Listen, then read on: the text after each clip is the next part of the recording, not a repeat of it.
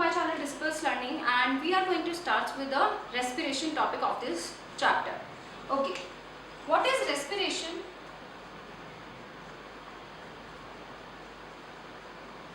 Some students reply this question that respiration is breathing in and breathing out, but this is not actually a respiration, it is breathing.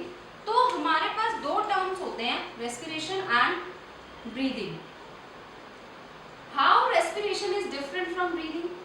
Breathing is inhaling of oxygen,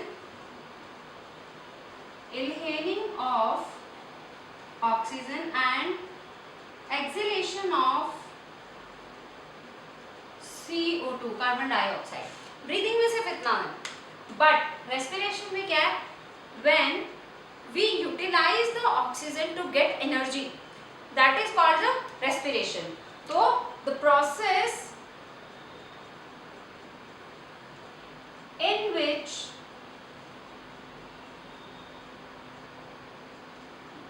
not humans, actually animals, क्योंकि animals भी respire कर रहे हैं, in which animals utilizes the oxygen to get energy, is known as respiration. तो जिस process में क्या होता है, एनिमल्स ऑक्सीजन को यूटिलाइज कर रहे हैं to get energy, that is called the respiration. Oxygen को सिर्फ इनहेल करना is not respiration. We can call that breathing respiration का पार्ट है, बट रेस्पिरेशन ब्रीदिंग का पार्ट नहीं है, क्योंकि ब्रीदिंग में क्या होता है? सिर्फ inhalation of oxygen and exhalation of carbon dioxide. But breathing is a process in which we use oxygen to get energy and इसको हम बोल रहे हैं रेस्पिरेशन. तो रेस्पिरेशन का part is breathing, but breathing का पार्ट रेस्पिरेशन नहीं हो सकता. तो जो रेस्पिरेशन हो रहा है उसकी साइट कहाँ क्या होती है? रेस्पिरेशन की साइट क्या है? साइट ऑफ रेस्पिरेशन, और we can call cellular respiration, क्योंकि ये जो रेस्पिरेशन हो रहा है ये सेल्स में हो रहा है. कहाँ पर होता है सेल में रेस्पिरेशन? कहाँ पर एनर्जी बनती है? जब 9th क्लास में हमने कौन सा चैप्टर पढ़ा था? Fundamental unit of life. उसमें हमने सेल के बारे में डिस्कस किया है 9th क्लास में. तो वहाँ पर हमने पढ़ा था कि एनर्जी कहाँ पर, कौन सा पार्ट है सेल का, कौन सा ऑर्गेनेल है जो एनर्जी प्रोड्यूस कर रहा है. तो हमें क्या पता चला था? माइटोकॉन्ड्रिया. तो साइट ऑफ रेस्पिरेशन और cellular respiration is mitochondria. Mitochondria में ही क्या होती है? एनर्जी बनती है. किस फॉर्म में बनती है यहाँ पर energy? In the form of ATP. and what is the full form of ATP? Full form of ATP is adenosine triphosphate. Adenosine triphosphate is the full form of ATP. तो इस फॉर्म में mitochondria energy generate कर रहा है ATP की form में. अब वो क्या हो जाती है? ATP की फॉर्म में जो एनर्जी जनरेट हो रही है वो क्या हो गई? वहीं पर स्टोर हो जाती है. दिस इज स्टोर्ड, स्टोर हो गई माइटोकॉन्ड्रिया में. Stored in mitochondria, mitochondria he generate कर रहा है और उसको वो स्टोर भी कर रहा है. तो stored in mitochondria itself and releases when it is needed. जब भी एनर्जी की जरूरत पड़ती है तब माइटोकॉन्ड्रिया एनर्जी को रिलीज कर देता है. मान लो आप रनिंग कर रहे हो या आप कोई भी वर्क कर रहे हो, लाइक जैसे मैं अभी लिख रही हूँ, राइटिंग कर रही हूँ, बोल रही हूँ, तो मुझे कुछ तो एनर्जी की ज़रूरत है. तो ये जो स्टोर्ड एनर्जी है अब यहाँ पर रिलीज हो रही है ताकि मैं जो वर्क करना चाहती हूँ वो मैं कर सकूँ. या आप जैसे राइटिंग, अभी आप साथ साथ मान लो ये नोट्स आप अपनी कॉपी में लिख रहे हैं या अपने नोट्स बना रहे हैं, तो उसमें आपको राइटिंग करनी पड़ रही है. तो राइटिंग के टाइम पर आपको कुछ तो एनर्जी चाहिए, तो वो एनर्जी कहाँ से आ रही है? माइटोकॉन्ड्रिया रिलीज कर रहा है. ठीक है. इसके बाद आ जाते हैं स्टेप्स ऑफ रेस्पिरेशन. रेस्पिरेशन में स्टेप्स होंगे. Steps of respiration.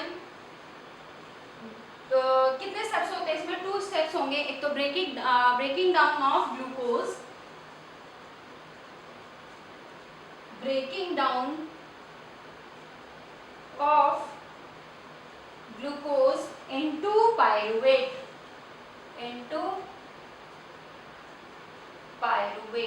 ये तो फर्स्ट स्टेप हो गया।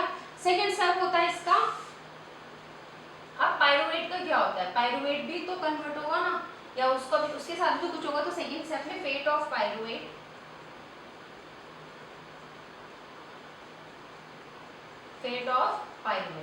इन दोनों में देखते हैं क्या होता है। ये स्टेप होता है साइटोप्लाज्म में। जब ग्लूकोज पायरुवेट में कन्वर्ट हो रहा है, ब्रेक डाउन हो रहा है, तो ये होगा this steps happen in the cytoplasm. तो हैपेंस इन साइटोप्लाज्म, जो ये ब्रेक डाउन होता है ग्लूकोज का वो साइटोप्लाज्म में होता है। ग्लूकोज में कितने मॉलिक्यूल होते हैं? ग्लूकोज के मॉलिक्यूल किस में कन्वर्ट हो रहे हैं? यहाँ पे पायरुविक एसिड में। तो ग्लूकोज कन्वर्टेड इनटू और break down into glucose molecules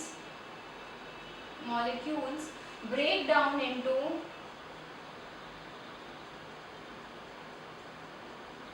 pyruvic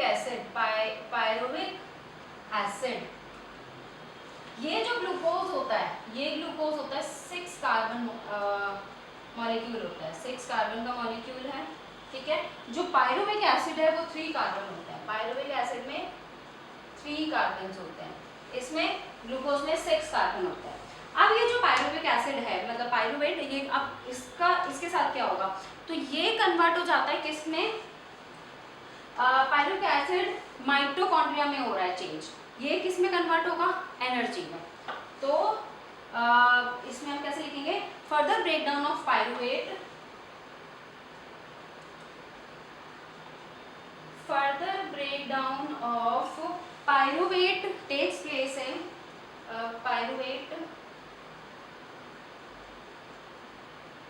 takes place in mitochondria.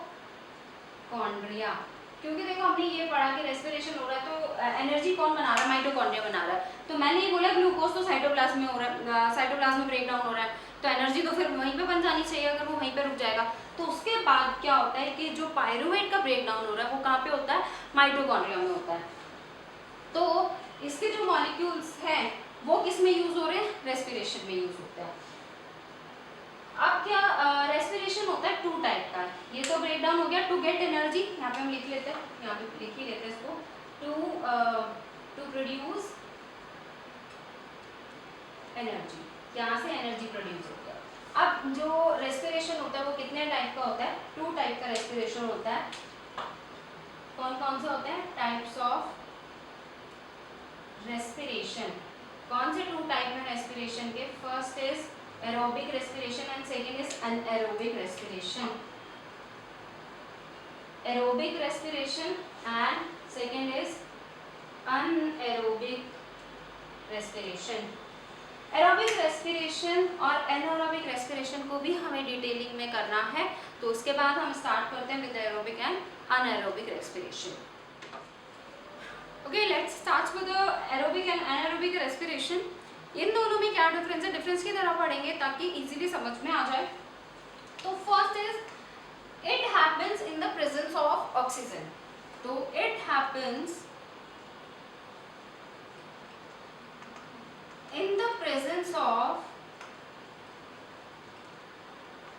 oxygen. It is happen in the absence of oxygen.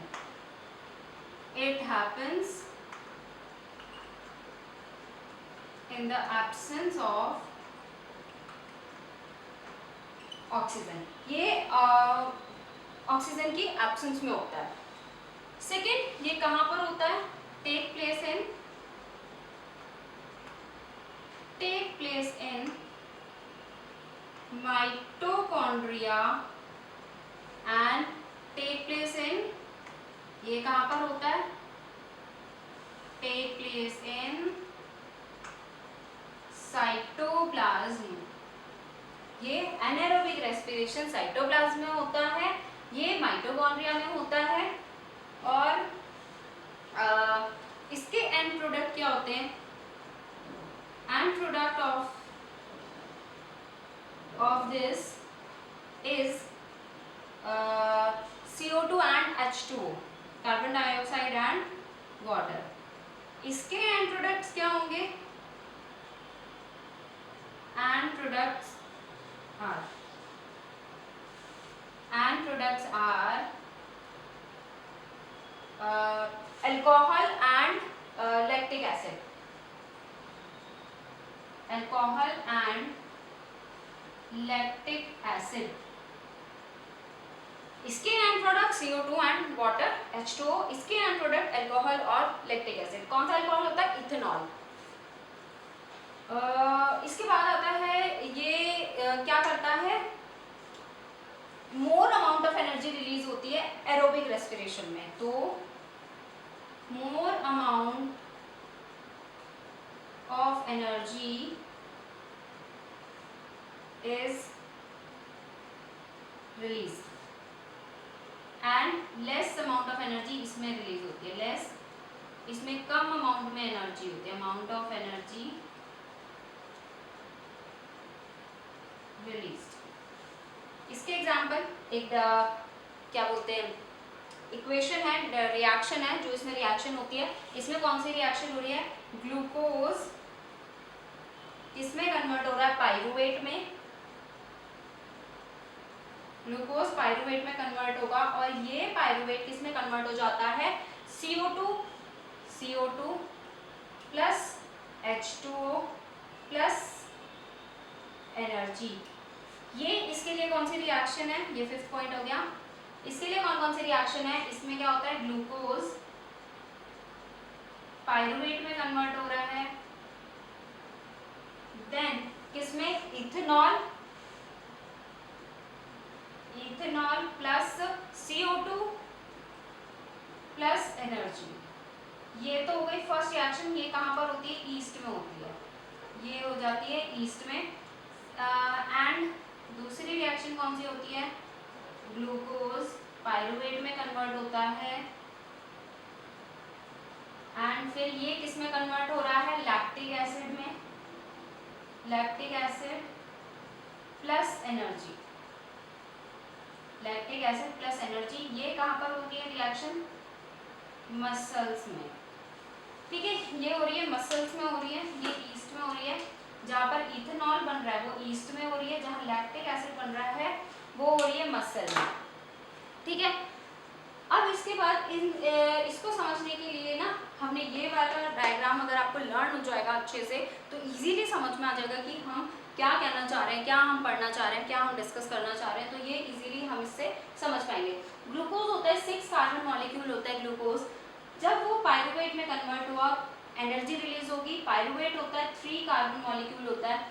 फिर उसके बाद ये तो तीनों में कॉमन है, चाहे एब्सेंस में हो ऑक्सीजन की या प्रेजेंस में हो या लैक ऑफ ऑक्सीजन हो।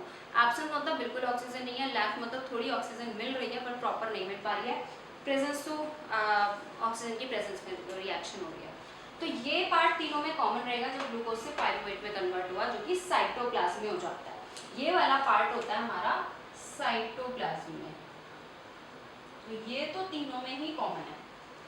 उसके बाद आ जाता है ये वाला पार्ट इथेनॉल में होगा, जहाँ पर ऑक्सीजन बिल्कुल नहीं है, तो वो ईस्ट में होगा, सॉरी ईस्ट में होगा, वहाँ पे ऑक्सीजन बिल्कुल नहीं है। इथेनॉल में कन्वर्ट होगा जो कि 2 कार्बन एटम है plus CO2 plus energy, carbon dioxide भी रिलीज होगी और एनर्जी भी रिलीज होगी।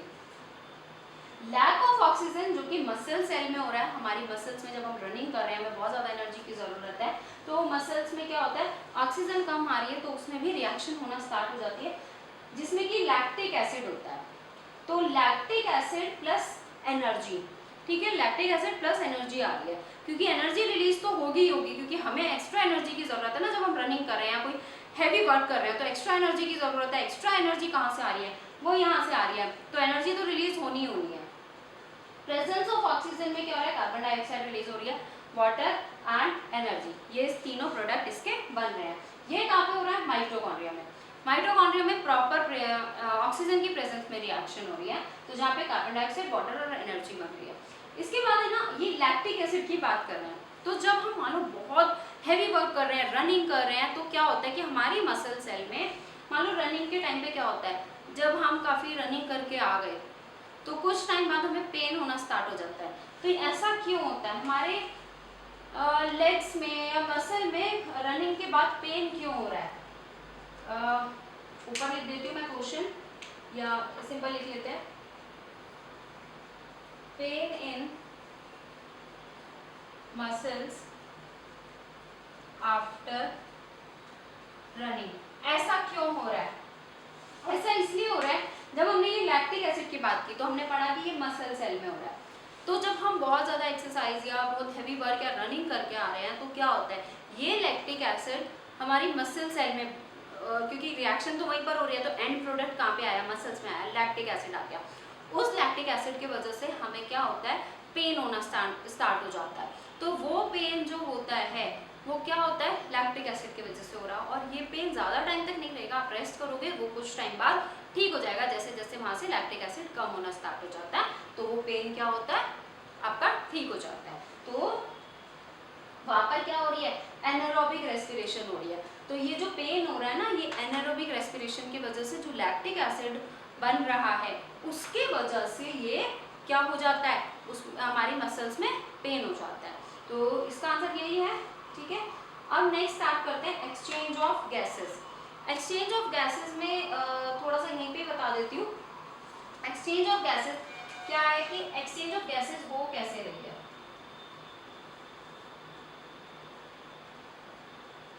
एक्सचेंज ऑफ गैसेस, देखो एक्सचेंज ऑफ गैसेस में क्या है, O2 का इनहेल करना और CO2 को एक्सहेल करना। तो ये दोनों चीजें कैसे हो पा रही है, हम बोलें कैसे हो रही है, ऐसे ऐसे हमने एक्सहेल इनहेल कर लिया और एक्सहेल कर लिया, बट किसकी हेल्प से हो रही है, कैसे हम कर पा रहे हैं, नोज की हेल्प से। बच्चे तो आंसर यही देंगे, है ना, नोज की हेल्प से। बट ऐसा नहीं है, नोज की हेल्प से हम इनहेल तो कर रहे हैं बट जा कर रही है लंग्स में। तो हमारा जो रेस्पिरेशन, जो ब्रीदिंग हो रही है वो क्या हो रही है, जो मेन पार्ट है वो क्या होता है, लंग्स होता है। तो ह्यूमन बींग्स में क्या हो गया, ह्यूमन बींग्स में तो ह्यूमन्स में क्या हो जाएगा, ये किससे हो रहा है, लंग्स से हो रहा है। उसके बाद जैसे फिशेज होती हैं वो किससे कर रही है, वो डिजॉल्व ऑक्सीजन को लेती हैं, जो वाटर में डिजॉल्व ऑक्सीजन प्रेजेंट होती है तो वो उसको ले रही है। तो फिशेज किससे कर पा रही हैं, फिशेज करती हैं गिल्स की हेल्प से। गिल्स क्या करते हैं, जो डिजॉल्व ऑक्सीजन होती है वाटर में, फिश या हम बोल सकते हैं अदर एक्वेटिक एनिमल्स जिनके पास गिल्स हैं, वो क्या करते हैं, डिजॉल्व ऑक्सीजन को ले रहे हैं जो वाटर में प्रेजेंट है। तो इनका जो ब्रीदिंग रेट होता है ना वो भी फास्ट होता है in comparison to terrestrial animals. तो हम ह्यूमंस लिखें और ह्यूमंस के साथ में क्या होता है, टेरेस्ट्रियल एनिमल्स भी यहीं पे लिखेंगे हम। टेरेस्ट्रियल एनिमल्स भी किससे करते हैं, लंग्स से ब्रीदिंग कर रहे हैं। इंसेक्ट वगैरह जो होते हैं वो किससे करते हैं, ट्रैकिया से। इंसेक्ट किससे कर रहा है, इंसेक्ट किससे ब्रीदिंग कर रहे हैं, ट्रैकिया या फिर दूसरा पार्ट होता है स्पाइरल। इनकी वजह से उसमें एक्सचेंज ऑफ गैसेस हो रहा है।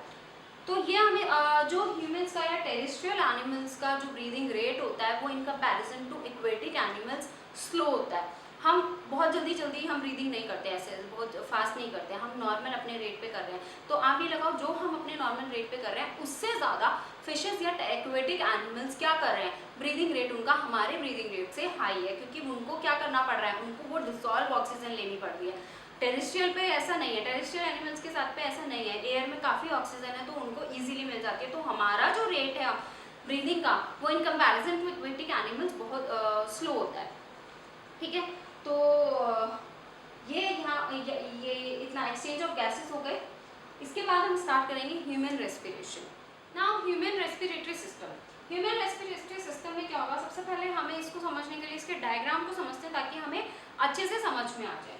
तो ये डायग्राम इस तरीके का होता है जिसमें लंग्स भी हैं, trachea, pharynx, larynx, range of cartilage, ये सब है। तो इन्हीं की हेल्प से पूरा रेस्पिरेशन का प्रोसेस कंप्लीट हो रहा है। तो ये क्या होता है, नेजल कैविटी, जहाँ से ऑक्सीजन इनहेल हो रही है और कार्बन डाइऑक्साइड एक्सहेल हो रही है। तो इसका नेजल कैविटी का पार्ट सिर्फ इतना ही है कि ऑक्सीजन को इनहेल कर रहा है और कार्बन डाइऑक्साइड को क्या कर रहा है, रिलीज कर रहा है। नेजल कैविटी में म्यूकस एंड हेयर प्रेजेंट होते हैं। इन दोनों का क्या काम है, जब भी हम ऑक्सीजन मतलब एयर हम ले रहे हैं तो उसमें कई बार बैक्टीरिया या डस्ट पार्टिकल्स होते हैं, तो उनको वो क्या करता है, उन डस्ट पार्टिकल्स को वो अंदर लंग्स तक नहीं जाने देता।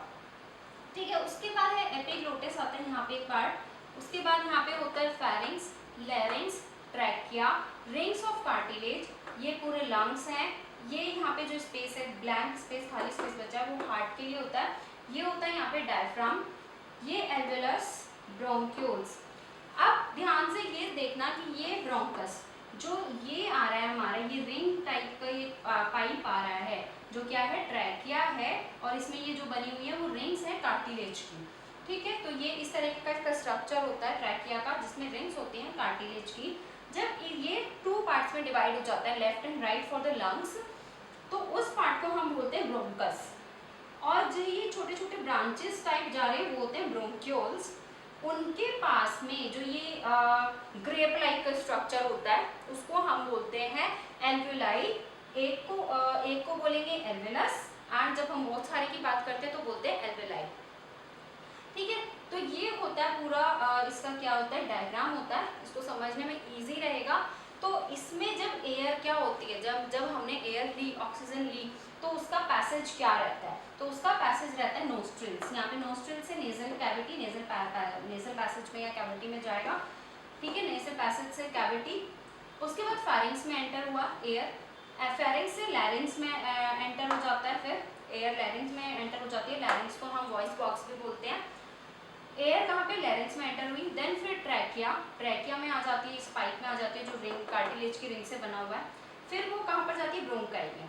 ये जो 2 पार्टीशन हुए हैं इसके, ये हैं ब्रोंकाई, एक को बोलते हैं ब्रोंकस, दोनों को मिलाकर ब्रोंकाई, क्योंकि प्लूरल हो गया, तो ब्रोंकाइज में गई दोनों।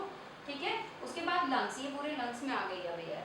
वहाँ से ब्रोंक्यूल्स में ये जो ब्रांच लाइक स्ट्रक्चर आ रहे हैं बहुत सारे, ये होते हैं ब्रोंक्यूल्स। तो फिर एयर उसमें गई, ब्रोंक्यूल से एल्वेलस, एल्वेलस में गई जाएगी, एक एक करके सारे एल्वेलाई में चली जाएगी। फिर वो कहाँ पे जाती है, ब्लड कैपिलरीज में जाती है, क्योंकि हमने ये पढ़ा है कि ऑक्सीजन को ले जाने का और कार्बन डाइऑक्साइड को लाने का वापस बाहर कौन काम करता है, ब्लड काम करता है। ब्लड हार्ट की हेल्प से कर रहा है, तो वो कहाँ जाएगा, ब्लड कैपिलरीज में वो एयर चली जाएगी। ऑक्सीजन में ऑक्सीजन किसमें, ब्लड में मिक्स हो जाती है, ताकि हमारे ऑर्गन्स तक, सभी ऑर्गन्स तक वो पहुँच सके। तो इसके बाद आ जाता है ब्रीदिंग का मैकेनिज्म क्या होता है। बहुत इजी है, रेस्पिरेशन के बारे में हम पढ़ चुके हैं डिटेलिंग में। ब्रीदिंग का प्रोसेस क्या है बेसिकली, बस वो हमें पढ़ना है। तो मैकेनिज्म क्या है ब्रीदिंग का, मैकेनिज्म ऑफ ब्रीदिंग। ब्रीदिंग में क्या होता है, इसमें डायफ्राम यूज होता है। किससे कंट्रोल होता है ये mechanism, controlled by diaphragm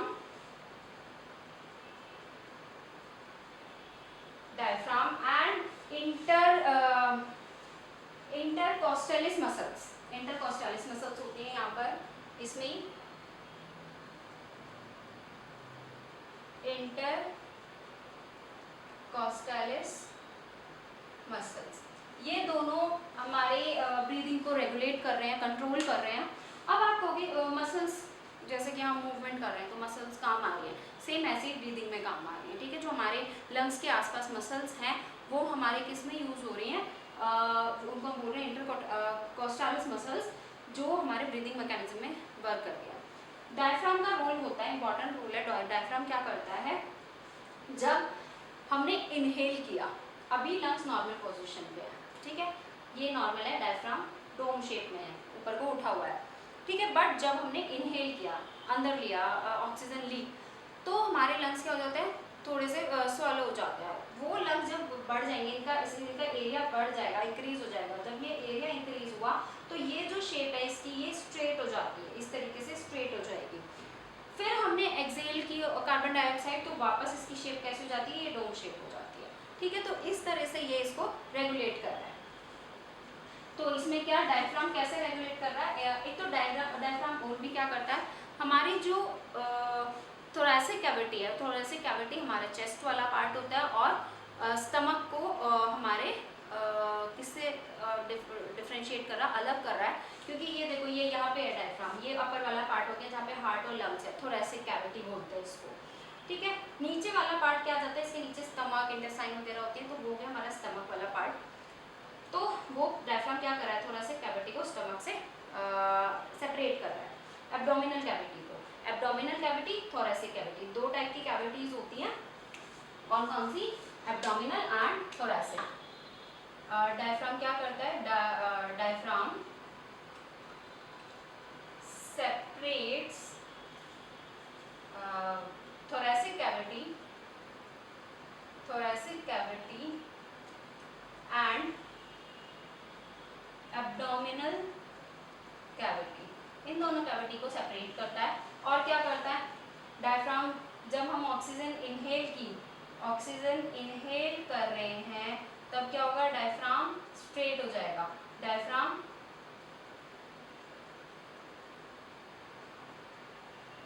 straight हो जाएगा।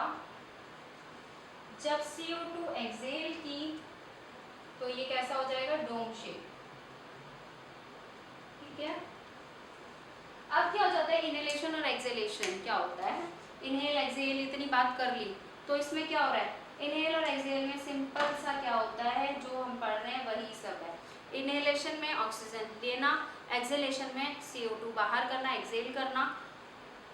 उसके बाद इसमें डायफ्राम स्ट्रेट हो जाता है, इनहेल किया तो डायफ्राम स्ट्रेट हो गया, एक्सेल किया तो डोम शेप का हो गया। उसके बाद लंग्स की भी सरफेस एरिया इंक्रीज हो जाता है जब हम इनहेल कर रहे हैं, और जब हम एक्सेल कर रहे हैं तो लंग्स का सरफेस एरिया स्मॉल हो जाता है, वो श्रिंक हो जाता है। Shrink is not in the sense कि वो श्रिंक हो जाएगा, पूरा नॉर्मल शेप में आ जाएगा। एक्सेल किया तो थोड़ा उसका एरिया इंक्रीज हो जाता है। ठीक है, तो ये खत्म हुआ हमारा रेस्पिरेशन वाला पार्ट। हमने ह्यूमन रेस्पिरेशन भी कर लिया, कॉमन रेस्पिरेशन, जिसमें हमने ये भी देखा कि फिशेस में कैसे हो रहा है, टेरेस्ट्रियल एनिमल में कैसा है, इंसेक्ट में कैसे हो रहा है। तो ये सब हमने रेस्पिरेशन वाला पूरा का पूरा पार्ट आज हमने कवर किया इस वाले पार्ट में। तो नेक्स्ट क्लास में हम कवर करेंगे ट्रांसपोर्टेशन कैसे, एनिमल्स में भी एंड प्लांट्स में भी। तो थैंक यू सो मच आज के लिए। एंड अगर आपको कोई भी डाउट है, कोई भी किसी भी तरीके का डाउट है इस चैप्टर में, तो let me know in the comment section. Thank you so much, please do like share and subscribe.